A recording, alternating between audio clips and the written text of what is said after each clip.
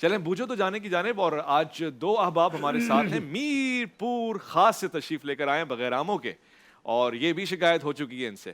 تو یہ جو دو احباب ہیں ان کا نام کیا ہے، تعارف کیا ہے، ان کی طرف چلتے ہیں. ہمارے پاس فیصل ہیں اور مس اقرا ہیں. السلام علیکم. وعلیکم السلام. کیسے ہیں آپ لوگ؟ خیریت سے ہیں؟ یہ اللہ کا شکر ہے. بالکل مس سے بھی میں نے خیریت پوچھی ہے، آپ کی آواز اللہ کا شکر ہے. ٹھیک ہے، خوش ہیں؟ میر پور خاص کا موسم کیسا ہے؟ بہت خوشگوار ہے. ابھی تو بہت خوشگوار ہے. خوشگوار ہے. ٹھیک ہے، مطلب گرمی ہے؟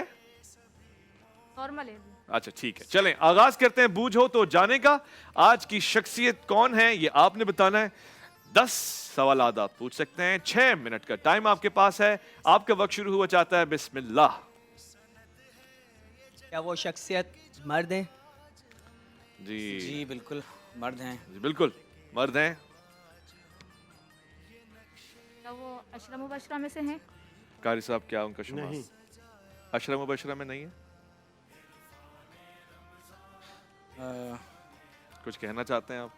نہیں، عبد اشرا مبشرہ میں میں یہی سے عرض کر رہا ہیں. تھا لیکن اشرا مبشرہ میں سے ہیں. وہ شخصیت اشرا قاری مبشرہ صاحب میں کے سے آگے میں ہیں. صحیح بات بھی ہو تو میں نہیں بولتا احترام میں، جی. لیکن ڈاکٹر صاحب نے معاونت فرمائی اشرا مبشرہ میں سے ہیں. کیا وہ خلفاء راشدین میں سے ہیں؟ نہیں، خلفاء راشدین میں سے نہیں ہے. اچھا، ویسے اویس بھائی ہمارے ہاں جو کانٹیسٹ کے لیے لوگ آتے ہیں ان کو یہ بات ویسے سوچنی چاہیے کہ عموماً بہت زیادہ مشہور شخصیت کو جی منتخب اس لیے نہیں کیا جاتا کہ مقابلہ آگے صحیح چل کہہ رہے سکے. ہیں. بالکل صحیح کہہ رہے ہیں. جی. البتہ آج کی شخصیت معروف ہیں، مختلف زاویے سے آپ دیکھیں گے اور آپ مزہ آئے گا آپ کو. تو آپ نے جو سوال پوچھا وہ خلفاء راشدین میں سے ہیں نہیں، وہ ان 5 خلفاء میں سے نہیں ہیں کہ جن کو ہم رشد اور ہدایت کا مینارہ کہتے ہیں اور ان کی سنت رسالت مآب صلی اللہ علیہ وآلہ وسلم کی سنت کا تسلسل جانتے ہیں. کیا وہ حواری رسول ہیں؟ کیا وہ حواری رسول ہیں؟ ایگزیکٹلی یہ ٹائٹل ان کے لیے نہیں، کسی اور صحابی کے لیے آپ صلی اللہ علیہ وسلم نے دیا ہے. ویسے تو سارے ہی صحابہ حواری ہیں، لیکن ایگزیکٹلی یہ ٹائٹل ان کو آپ صلی اللہ علیہ وسلم کی طرف سے نہیں ملا. جی آپ سوالات پوچھ رہے ہیں اور قاری صاحب اس وقت چیک کر رہے ہیں کہ کیا بات ہے.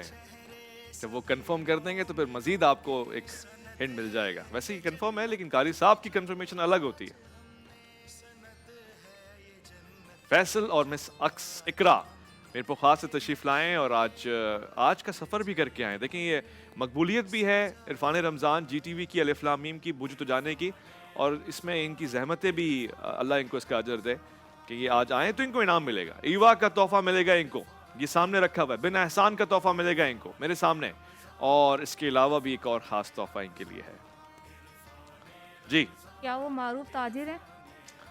ہاں، تجارت کے اعتبار سے وہ مشہور ہیں. جی بالکل ٹھیک، بالکل ایسا ہی. تجارت کے حوالے سے مشہور اور معروف ہیں، صاحب مال ہیں، صاحب کثرت ہیں.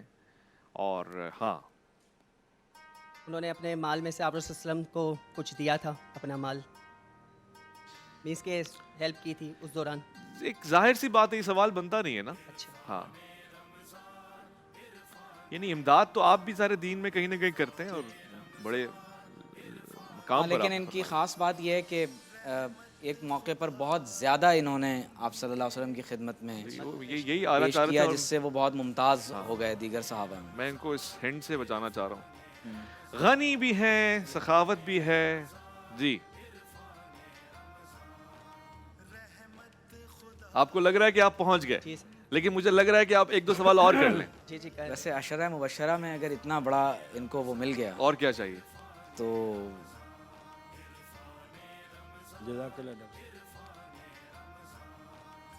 میں نے پہلے کہا تھا لیکن میں نے کچھ کہا نہیں تھا. مجھے بھی شکریہ کہہ دیں. مجھے پیار اتنا ہے کہ میں نے کہا نہیں، میں پھر بھی اپنے آپ کو غلط تسلیم کروں گا. فیصل صاحب کچھ بتائیں، ٹائم کم ہے. اسی دورانیے میں ہمارے ساتھ مفتی محمد زبیر صاحب تشریف لا چکے ہیں. میں آپ کو خوش آمدید کہوں گا. کیوں ہم ان کو انتظار کروائیں اور ان سے کہیں کہ 2 منٹ رکے، وقفے پہ جائیں گے آئیں گے. خوش آمدید. السلام علیکم، اہلا وسہلا، حی علی من جانا. خوبصورت حسین مفتی محمد زبیر صاحب جامعۃ صفا سے آپ کا تعلق ہے، مدیر ہیں، سرپرست اعلیٰ ہیں، اور اس کے علاوہ اسلامک نظریاتی کونسل میں بھی ایک خوبصورت سا گلدستہ مکمل کرتے ہیں اپنی موجودگی سے. آپ کی آمد کا انتہائی شکر گزار ہوں میں. مفتی صاحب، آج جس شخصیت کے حوالے سے بات ہو رہی ہے، بوجھ تو جانے چل رہا ہے، یہ بچے گیس کر رہے ہیں کہ وہ شخصیت کون سی ہے، اور ان کے سوال و جواب تقریباً مکمل ہو گئے. تو اختتام میں آپ سے تعارف لوں گا اس شخصیت کے حوالے سے. جی فیصل، کوئی سوال؟ کیا وہ جنگ بدر میں تھے؟ کیا وہ غزوہ بدر میں تھے قاری صاحب؟ جی ہاں، وہ شامل تھے غزوہ بدر میں، حضرت صلی اللہ علیہ وآلہ وسلم کی معاونت میں، اسلام کے دفاع میں.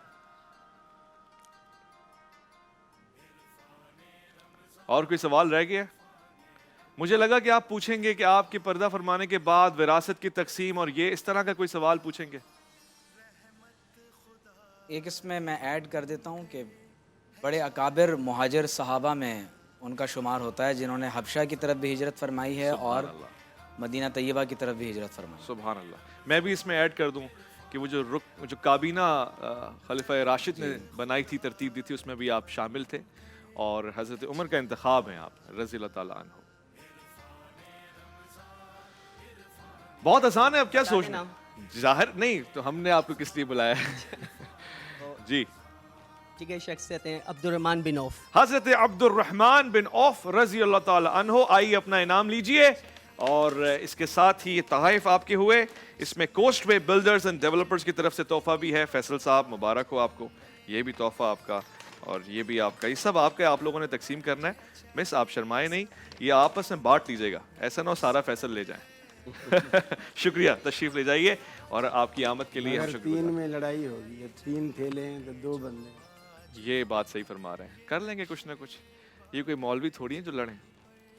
بدتر ہے. مفتی محمد زبیر صاحب تشریف فرمائے، اور میں چاہوں گا کہ حضرت عبد الرحمن بن عوف رضی اللہ تعالیٰ عنہ کی شخصیت پہ آپ ذرا توجہ ڈالیں اور ہمیں روشناس کریں.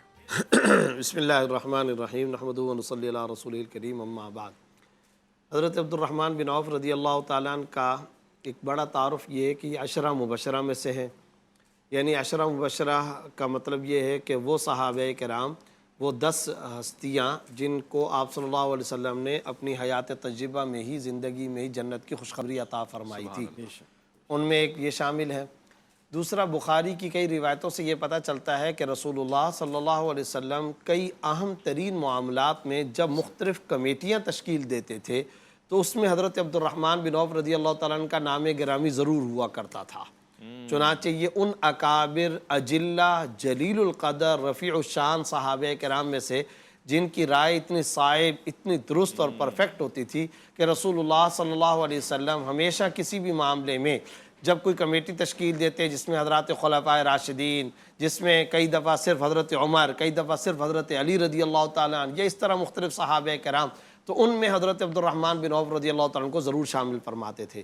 پھر جیسا کہ ڈاکٹر عمیر صاحب نے بھی فرمایا، ابتدا ہی میں جنہوں نے مکہ سے مدینہ ہجرت کی تھی ان میں حضرت عبد الرحمن بن عوف رضی اللہ تعالیٰ عنہ شامل ہیں.